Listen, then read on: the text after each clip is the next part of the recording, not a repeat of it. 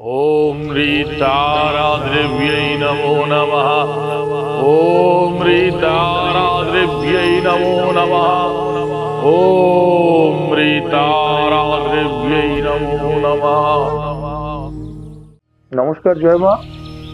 জীবনে সাফল্যতা কে না পেতে চায় বলুন তো? আপনি সফলতা পেতে চান, আপনার মতন 10টা মানুষরা সফলতা পেতে চায়।